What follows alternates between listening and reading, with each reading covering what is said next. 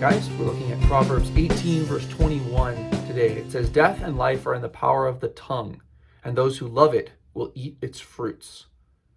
Now, this is one of those instructions that's a little serious in Proverbs, because it's kind of warning you that there's a double-edged sword here that we're talking about. And we look at other places in the Bible, like James, where it talks about how the tongue is a fire, the tongue is a dangerous thing. Now, that doesn't mean that your mouth, your speech is necessarily all bad, because here it says death and life are in the power of the tongue.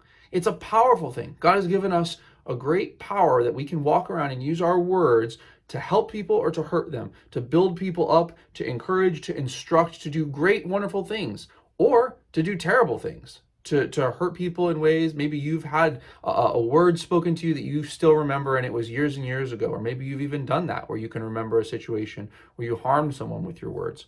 So it's a power. And what do we say? With great power comes great responsibility, right? So God is reminding us that this is something he's given to us, that death and life are in the power of the tongue.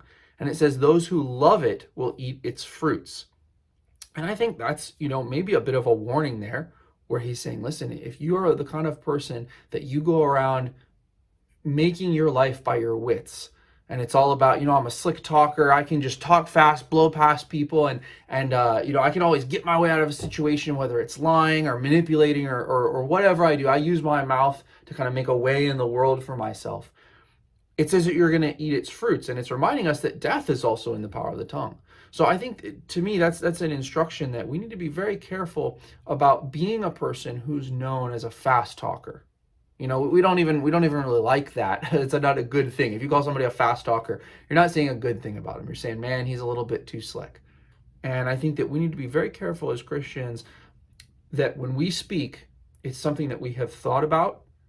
They're words that are coming from our heart, that we've prayed through, that we're not known as people who speak without thinking.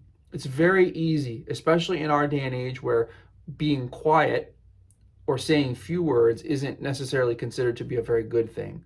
It can be very easy for us to become very fast to speak. And Proverbs, says in other places that being slow is better when it comes to speaking. So I think that's a good reminder for us that, hey, slow down. Remember that when you're about to deploy that power that God has given you with your words, with your speech, that it's a great powerful thing. God is giving you an opportunity to bring think of the words that Jesus would say to people. They were powerful. They in that situation, they brought peace and joy and love and healing, and even sometimes they brought authority and correction and judgment. No matter what Jesus said, it was always serious. I have an idea that, or not always serious, meaning I have an idea that if Jesus would have spoken, you would have listened, because you can see in Scripture when Jesus speaks, it's something that he's putting his weight of authority behind it. It doesn't seem like there's a stray word that Jesus gives that we have. And I'm sure there were moments where Jesus was just laughing and enjoying life with his disciples, but even in those moments, we know that he didn't sin, and therefore there was no moment that he would have just, I said that and I didn't think, and I take it back. And we need to try and pray and ask that the Lord would make us the same way, that we would be known as people that when we speak, what we say matters, it's important, and it's a blessing to other people, even if we're called on to say hard things. Because here it says, look, you might, death and life are in the power of the tongue. You might even need to say a word that could do something difficult.